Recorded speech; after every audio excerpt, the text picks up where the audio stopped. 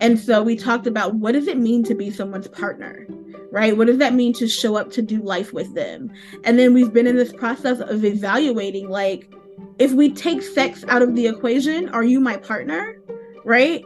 And if we accept that you can have sex with people who aren't your partner, can't you also partner with people that you're not having sex with?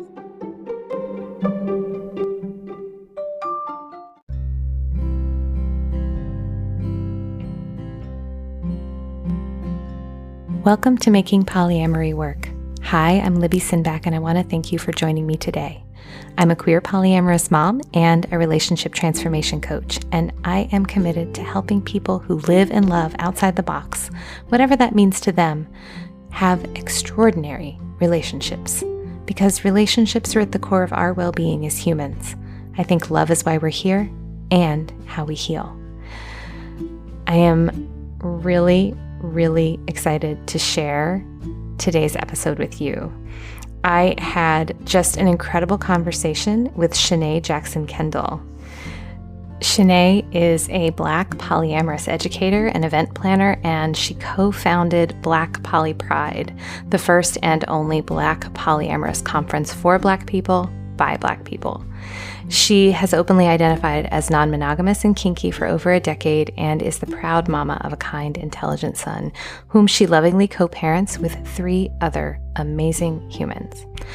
Chanee is a coach. She has dedicated her life to polyamorous education, outreach, and activism, and she's passionate about normalizing polyamory, both as a relationship orientation and a valid relational choice. Chanee and I have a beautiful conversation where we talk about something that I don't think gets talked about enough, which is non-sexual polyamorous relationships.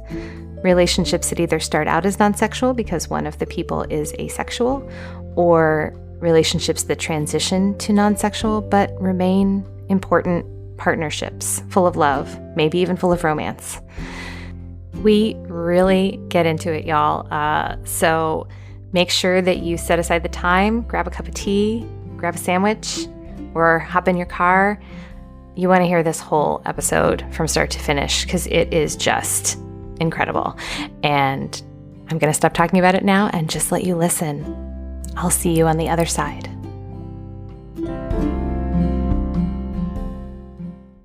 So I am so happy to have Chanee Jackson Kendall on Making Polyamory Work today. Hi, Chanee. Welcome. Hey, Libby. Thanks so much for inviting me. I am happy to be here. I'm happy you're here too. And I'm so excited about our topic today. I gave Chanee a list of listener questions to pick from, and I'm going to read the one that she chose for us to answer together today. So it's just a fairly simple question. Hi, Libby. Thank you for your amazing podcast. It's helping me tremendously. I am a heteroromantic asexual, and I would like to get into a polyamorous relationship. Would you please consider including talks about non-sexual polyamorous relationships in your next podcasts? Thank you so much. And so, Chanee, you picked this one. You want to tell me a little bit about what drew you to this question?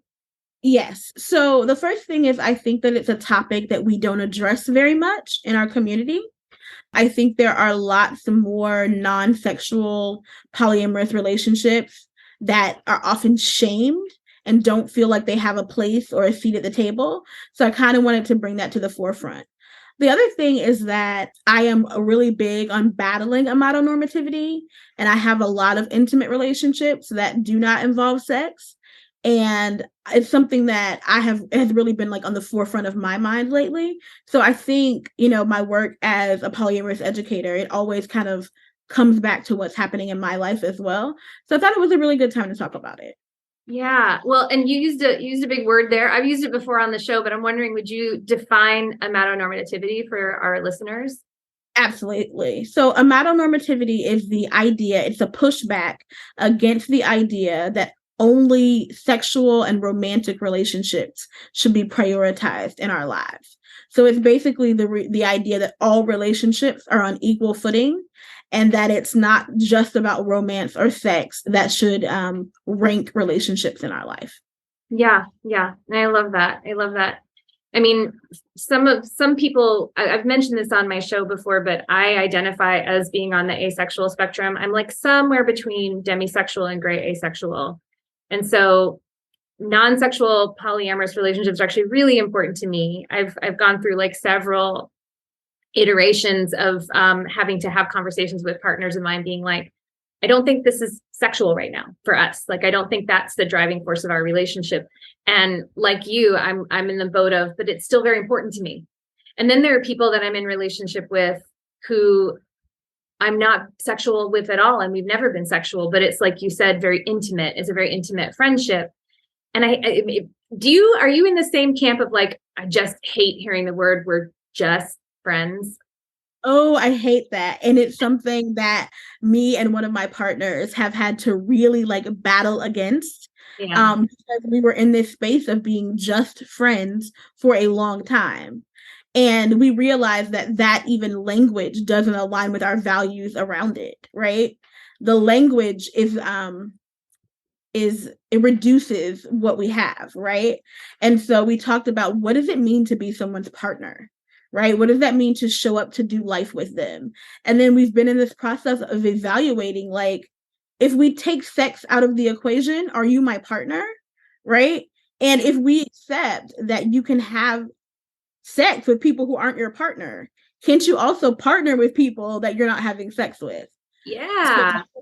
that's kind of how it's been working in our brains and in my brain. Well, and I appreciate you saying that because I think that for a lot of polyamorous people who haven't unpacked amatonormativity or who don't want to, they do tend to define partner as someone they are having sex with, and they define friend as someone they are not having sex with. And yet, to your point, I think the way that I would define partner is what you said, which is I would define partner as someone I'm doing life with, that I have some kind of commitment or some kind of agreement or some kind of expectation with. And it doesn't mean that we're lifelong partners, but it does mean that we're in something together that we're committed to, that we're either creating, that we're building. We have some like practices, we have some involvement in each other's lives.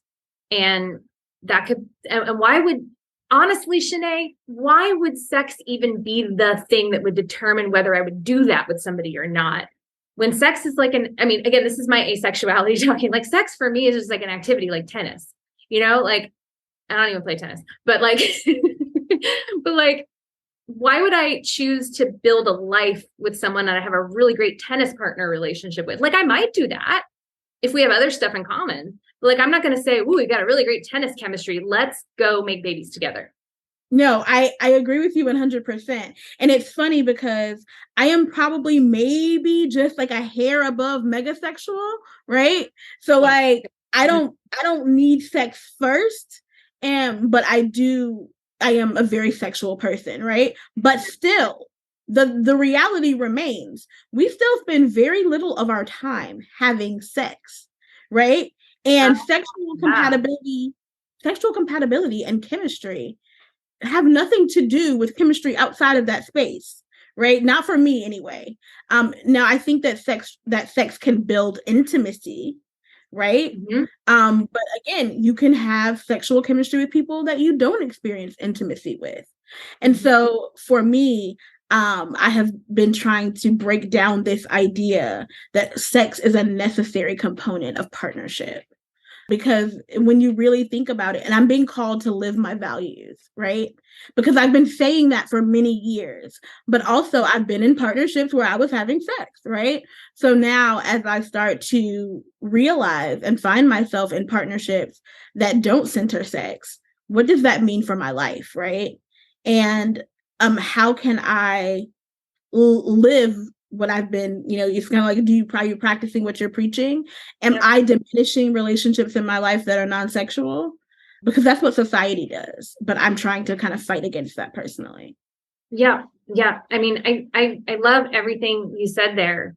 And one thing that I wanted to like hold on to that you said, like you can have a sexual relationship and not have it be intimate, and you can have an intimate relationship and have it not be sexual.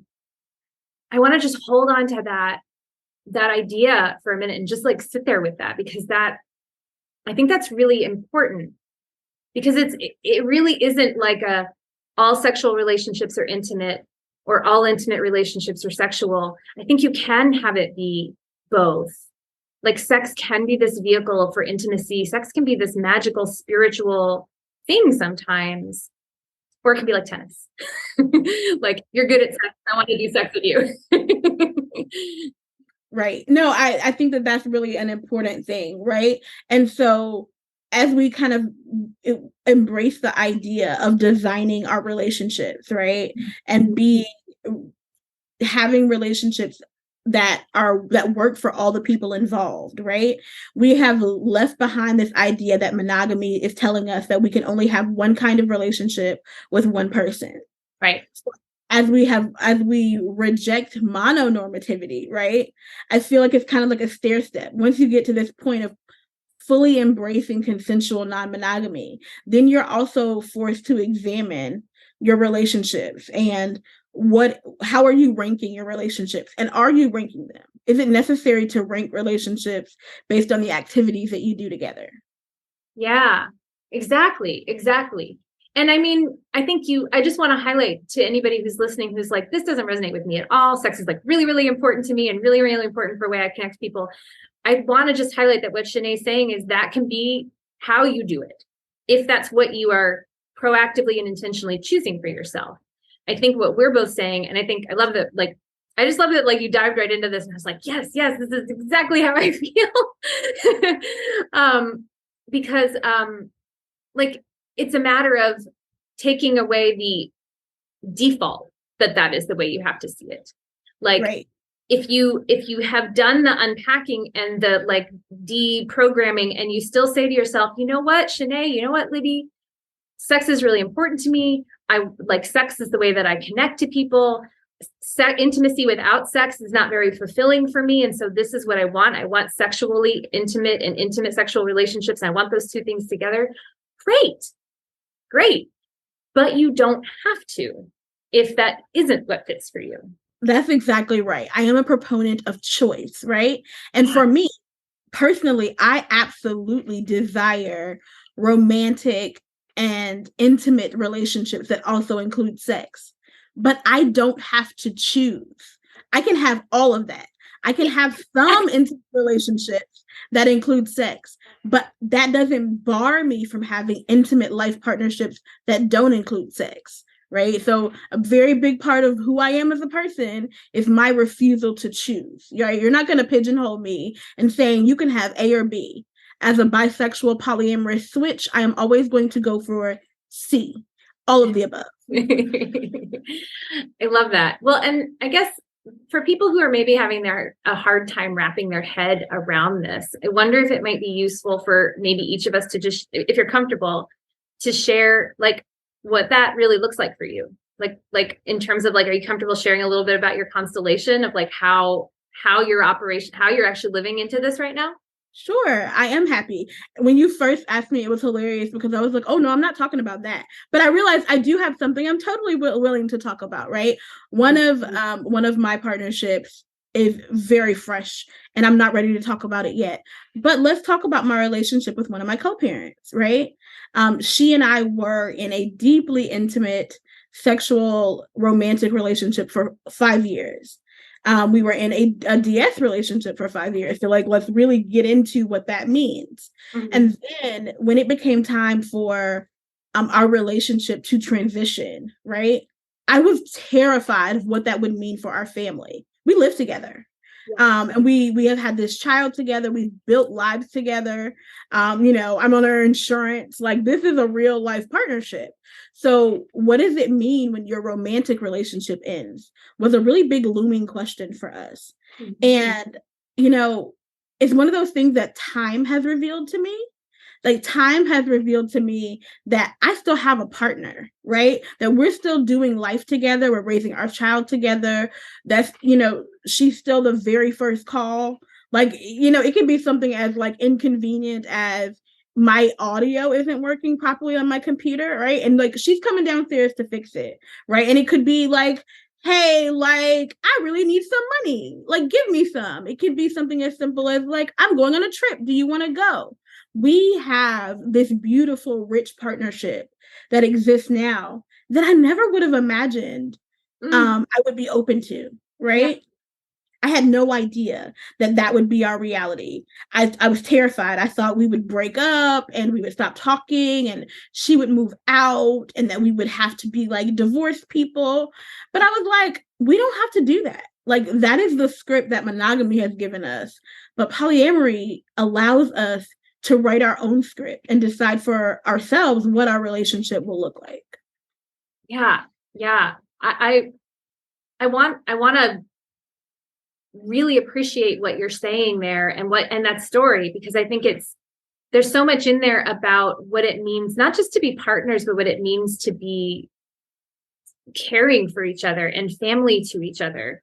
And I mean, and this is something that I say a lot, which is that there's not every partnership has to feel like a chosen family scenario, right? Like, you can have a partner who's like a kink partner, or who's, a partner that you mostly go out and do stuff with, rather than a partner that you're like that is there for you when you're sick and is making chicken soup for you and stuff like that, or who is coming down and fixing your audio on your computer or picking up your kids together or whatever.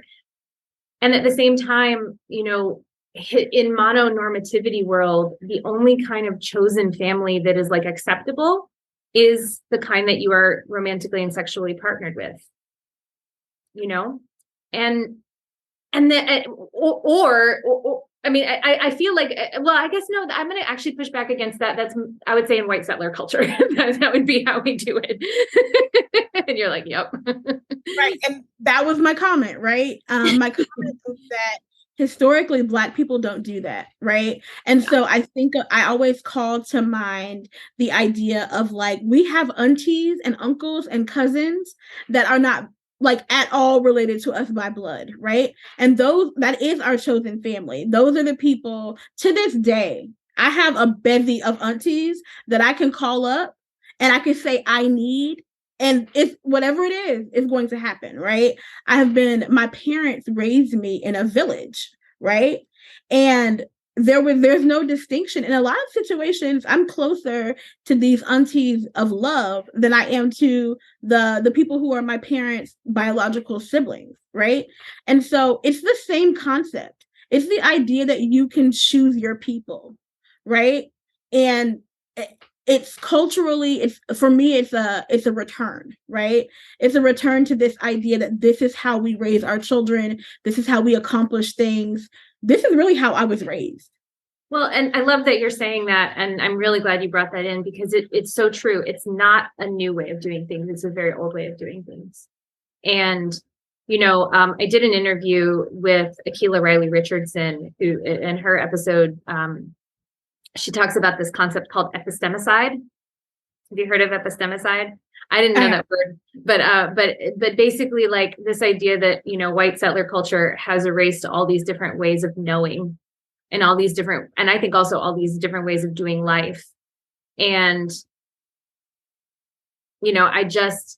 what you're talking about is sort of an invitation to go towards back to that creation of your village, back to that creation of your family. And I do see people trying to, I mean, what's interesting to me is I think in polyamory, people are trying to do that, and they're using sex as a way to create their family. And I think it's so important that what we're saying is you don't actually have to do that. You can.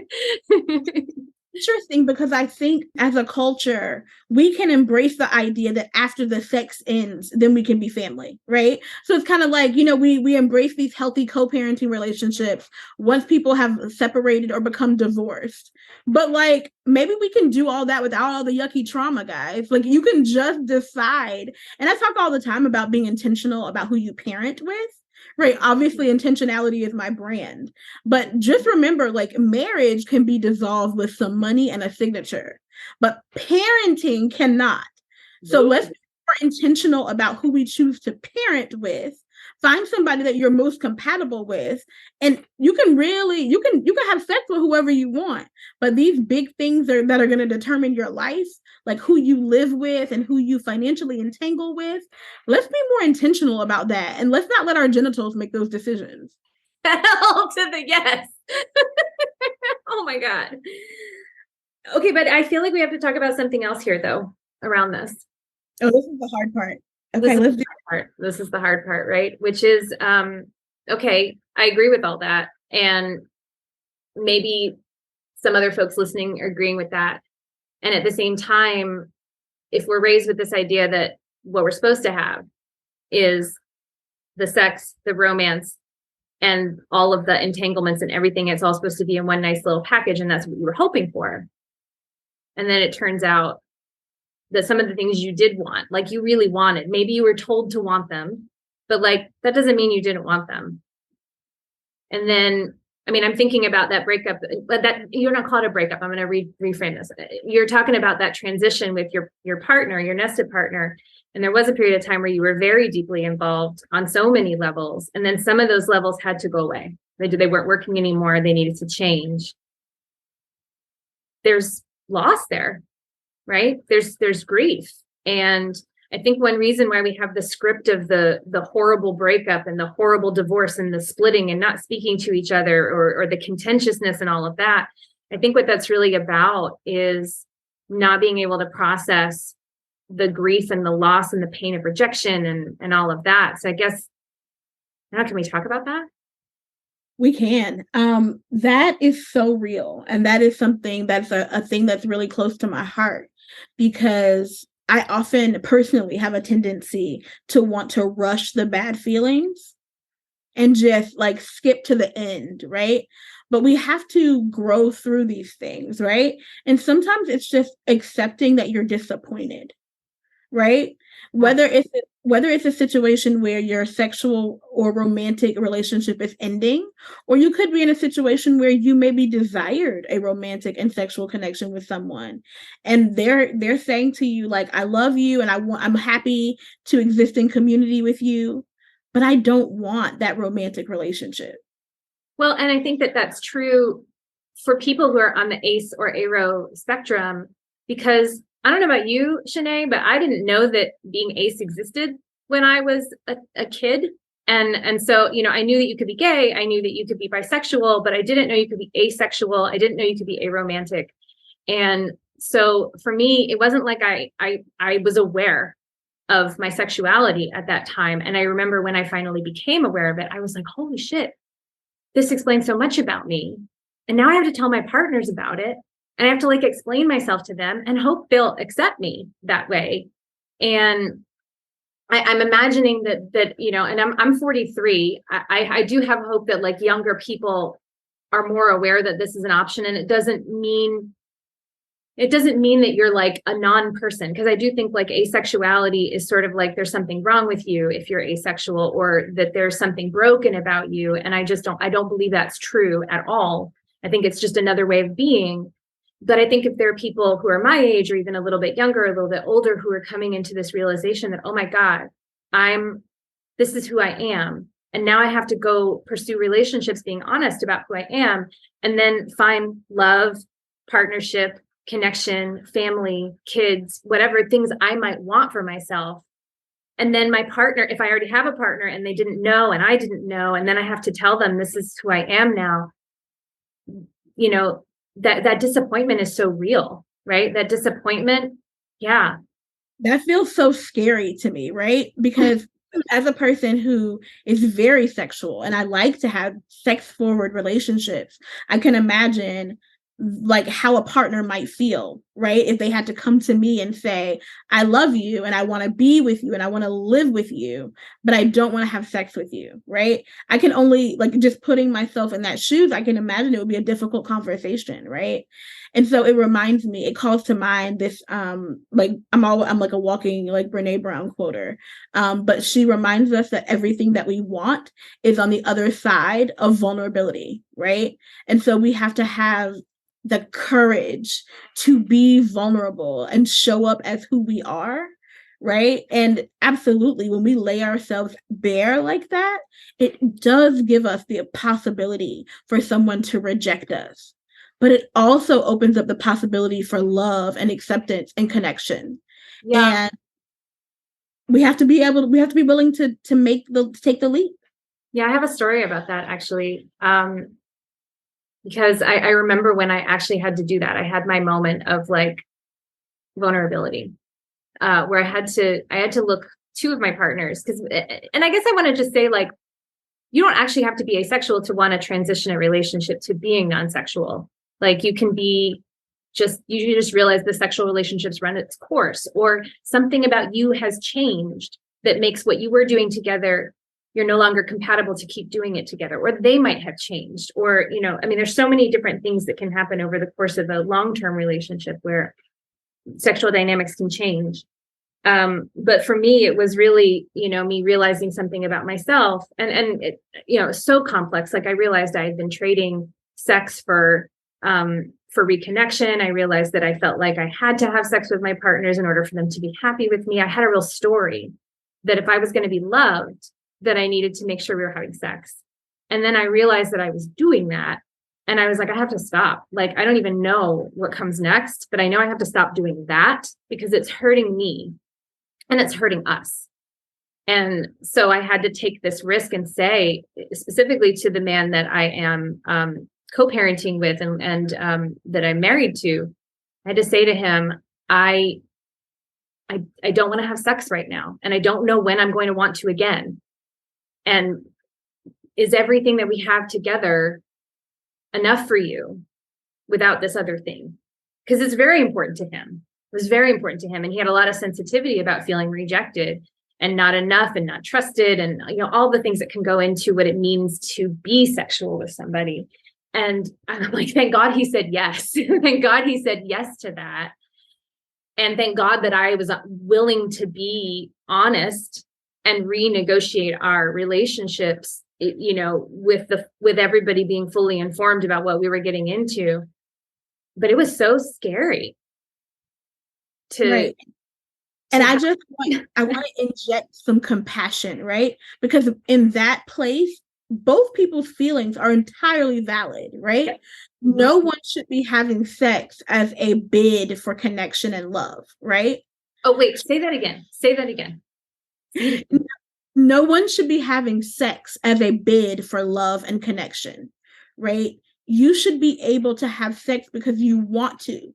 You want to have sex with that person at that time in that moment, right? But on the other hand, let's hold space for how painful it might feel for someone who processes sex as love, right? That's what it means to me. So when you say you don't want that with me, and let's throw in the spicy polyamorous element of you doing somebody else. Right? I also have to watch and know and be aware that while you're not desirous of sex with me, you're over there having sex with somebody else. That's hard. That's incredibly hard. Yeah, it is. You're so right. You're so right. And that is actually what happened too in my relationships. I did have somebody that I just happened to have a lot of sexual compatibility with, and it worked well. And like, I have Emily Nagoski talks about like accelerators and brakes.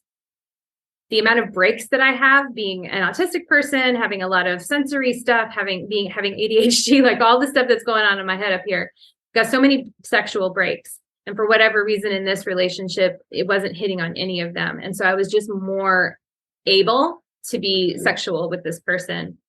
And yeah, it was hard for my husband, really hard for him. And I mean, I also had another partner that I had been sexual with where I also had to say the same thing. And really, it wasn't about how much I desired them or how attracted I was to them. It was about this dynamic that I was caught in of feeling like I had to. And it was that amatonormativity, right? It was that if we're not sexual partners, then I'm not as important to you. And I was terrified of that. I was terrified of it. And I'm happy to say that these two people, these are the people that I am doing life with. We live together. We raise kids together. We're talking about buying a house with my other partner that I live with. And like we're in it for the foreseeable future. We're in it. We're family, and it's beautiful. And I wouldn't say that I have a non-sexual relationship with any of them right now, but it doesn't look like what you would think, what you would see as conventional. And it's beautiful. And I think it is because I was willing to take the risk to say what was true for me, and that they were willing to move through their grief about it, because they both had grief about it. And we've had a lot of conversations about it and held each other, all of us, in compassion, that we were able to move through it and be in a really good place with each other. But it is reasonable, to your point, it's reasonable that if that person is feeling rejected, if that person is feeling like they need all of these things in order to feel like they want to do this with you, that's real too, right? It's incredibly real. And you don't have to choose that. Like, I just want to say that, like, the point of this conversation is choice, right? So if you have a partner who decides they don't want to have sex with you anymore, you could do some soul searching and decide that may represent a baseline incompatibility. It's okay. It's okay to need sex and desire sex as part of your romantic and sexual relationships. I'm not shaming that. No. And if someone comes to you and poses a non-sexual relationship and you don't want that, it's okay to say, that poses a baseline incompatibility for me. And we're going to have to transition to another type of relationship. Or you could say, I don't want to be in a relationship with you at all. All of those are valid choices, right? And so much compassion for anybody listening who is at some place in that journey, right? Because I've been at all different spots and all different sides of that conversation. Yeah. But you have a choice. You get to decide for yourself and create for yourself relationships that feel nourishing and loving and feel relevant to who you want to be and how you want to move through the world. Well, and I think that your invitation, Chanee, and it's my invitation too, is just to have that choice be a really conscious choice, that you don't have to feel coerced one way or another. You don't let a matter-normativity or mononormativity or any of the normativity, don't let white settler culture coerce you into this box because you feel like you have to. And don't let our encouragement that, hey, yes, you can have asexual life partners or, non-sexual life partnerships and all of that coerce you if that's not what you want. But I love the part you said about the invitation, at least, is to have some time where you really do some soul searching about it and really think about what are your values. And I love that you came back to that. You said, I've been called to live in my values. And I think that's what it comes back to. Honestly, it's what are my values? Who am I? What's the life that I want to make for myself? And whether it's polyamory or just conscious monogamy, or it's just a queer platonic commune, you get to create what you want. It's really however that shows up for you. And one of the things that has been a real big part of my work lately is the concept of possibility modeling. So I think that part of this conversation is just both of us, Libby, possibility modeling for you, and saying that no matter where you might find yourself on the timeline of a relationship, you can pick and choose the places in your Venn diagram with someone where you guys want to continue to interact, right? You can choose at any point, and this is a great place to talk about a tool that relationship anarchists use, and why it's pretty widely used in, I think, the polyamorous community, which is the relationship smorgasbord, right? So if you need some kind of format or a container in which to have this conversation, I always would recommend the relationship smorgasbord. Yeah, I love that. I love it as a tool. I give it to my clients a lot as a tool for negotiating each relationship. What do we want to have on the menu with each other? What are our deal breakers? What are our sort of minimum standard of I need these things to feel invested with you? And you can use it as a soul searching tool for yourself. And you can also use it as a creation tool with a partner or with a group of people, etc. So I'm right on the same page with you. Yeah, it's a great tool. We, there's lots of different versions of it. And the beautiful part is that it's a living tool. So they keep refining and recreating and adding things and changing the language in it so that it evolves as our community evolves. And that's one of my favorite things about it. Well, and to your point there, you get to negotiate and renegotiate it between your people too, because, we're humans. I was not the same person at 20 that I am at 40. I will not be the same person at 40 that I am at 60. And there needs to be room to continue to have those courageous conversations as things change, and make room for the disruption that comes with that, make room for the loss that might come with that, and make room for the amazing, beautiful creation of the new thing, whatever it might be. And I guess I want to maybe close with thinking about, because when I think about that vulnerability, Chanee, that you talked about, I think how that might feel really tender to some people, especially if this is really new to them. And I wonder if we could talk about what are some things that can really support people in having those courageous conversations about what people really want. Yeah, well, I think it's really important, even just one of the basic tenets of if you're going to be consensually non-monogamous, do not engage with anyone before engaging with a therapist, right? So that is one of the very key parts to me. And I know that accessibility ranges and our ability to access therapy, but if it is something that you have access to, therapy is very important. You can do it individually. You can do it with a partner. You can do it as a polycule. All the different configurations. I mean, I've been to therapy with a metamor, right? So you can just go to therapy and talk that through. And I think if you're contemplating a transition or wanting to build this relationship and need help working through, I do one-on-one coaching where we can talk about this is the kind of relationship I'm trying to build. I'm really big on role-playing conversations. So sometimes you just need I need help finding my words, right? How would if you're approaching a courageous conversation and you don't have the right words, I'm pretty good at helping people find their words. And then two, just existing in community, right? If you are trying to be polyamorous or any type of consensually non-monogamous in a bubble, you're likely not doing it very well, right? Oh, wait. I want that one again too. Because I think this is so important. I mean, I don't want to say not doing it well, because I don't want to be in this place where we're judge and jury of who's doing polyamory, what good polyamory is or not. But I do think that what you're saying about if you're in a bubble and you have nobody, whether it's not a professional or a peer coach or a community space, if you've got nobody who knows what you're doing, who you can bounce this off of, you're not feeling good. Well, you're just not resourced. You're alone. And I'm sorry, no offense to, the online Facebook group community, but that is not it. That's not, I don't consider those spaces to be supportive spaces.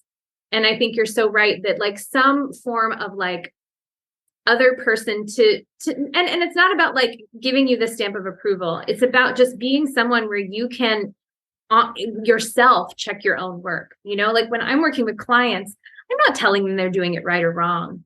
I'm a space where they get to bounce it off of me. And usually I feed it back to them and let them hear themselves. And then they go, oh shit, that's what I'm doing. That's not what I wanted to do at all. And I'm right. Okay, well, what do you want to do? And let's talk about that. And I love what you say about role playing so that someone can try something out before it having any consequences, that they can. And I think that that's important, whether it's friends or a group program like the one you teach or the one I teach, or, just having people who can be another level of gut check for you. It's so important. Yeah. In the intentional polyamory cohort that we just closed, we called it the Am I Trippin'? You need to have tripping friends, right? There has to be somebody that you can call up, lay out the situation and be like, yo, I trust you to tell me if I am the crazy one. Who is it that is just bugging right now, right? And that is so essential and the reason why it's essential is not because we need an echo chamber, but it's because we need to surround ourselves with people who are going to be like, I'm so sorry, this is you, right? This is all on you. You are absolutely screwed up here. You're not treating your partner well. You're not being your best self. We need that, right? Yeah.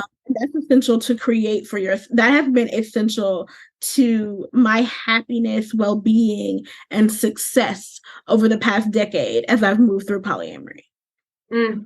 Absolutely. So find people to ask you, am I tripping? Because that's really, and I think that when I think about am I tripping, what I'm thinking about is like, am I stuck in my own damn story, in my own damn head?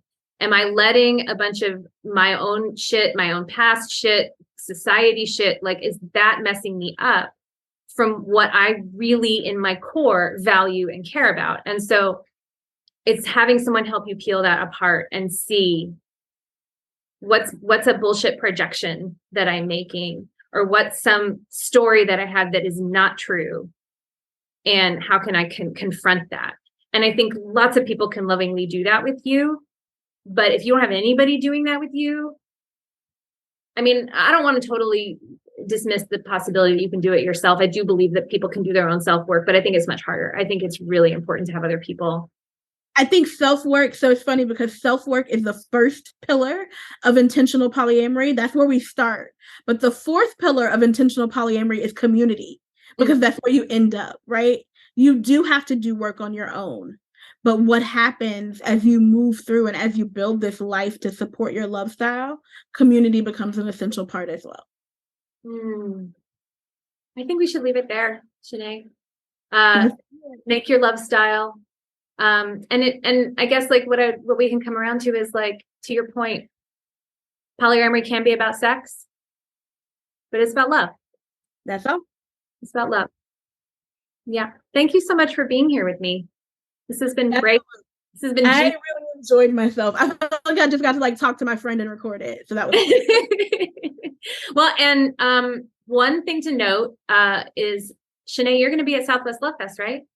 I will be at Southwest Love Fest. I'm super excited because this is delayed for me. I was supposed to be there in 2020 and then pandemic.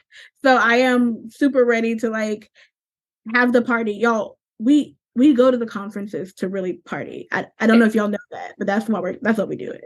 We go to hang out with each other, and yep. So come party with us at Southwest Love Fest, Tucson, Arizona, April 14th through the 16th. You can use Chanee's link. I'll put it in the description, or you can use my link. We don't care. We just want you to come and party. Buy your tickets. Buy it through one of our links and use one of our codes. You get 10% off. Yeah, 10% off for you, and it also helps us. And we would just love to like meet you in person. It's always nice to like interact with people who have interacted with our content in like real life. Yeah. Apart from Southwest Love Fest, where can folks find you, Chanee? You can find me at Chanee Speaks all over the internet. So that's going to be Instagram, Facebook, Twitter, and TikTok. You can find me, if you go to any of those places, you'll see a long list of links where you can access my programs. Intentional polyamory cohorts are starting up and running if you want to kind of experience the beauty of doing the work in community. And if I highly recommend it. And also, if you have a pressing situation that you benefit from like one-on-one coaching with me, we can also schedule that. Awesome. Well, thanks again, Chanee, for being here, and come to Southwest Love Fest. See you there. Bye, Chanee. Bye.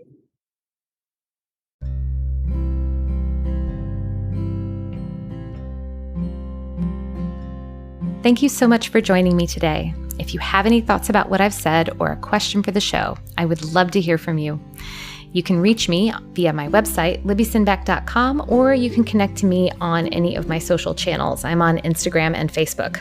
I'll also say that if you're loving my podcasts, but feel like your relationship could maybe use some more help, this is work I do with my coaching clients and in the relational non-monogamy circle. If you're interested, you can either set up a free introductory session with me to see if coaching might be a fit for you, or check out the Relational Non-Monogamy Circle online at libbysinback.com/RNMC. If you love this podcast, please share it. Share it with your friends, your networks, your Facebook groups, etc. And make sure you subscribe so you don't miss an episode. And if you listen on iTunes or Stitcher, it would be super awesome if you left a review or a comment, because that will help more people find the show. Making Polyamory Work is created by me, Libby Sinback, It is edited by Finn of the Normalizing Non-Monogamy podcast and hosted on the Anchor.fm platform. Van de Leon manages the website and posts the transcripts. Thanks for being with me today, and I'll see you soon.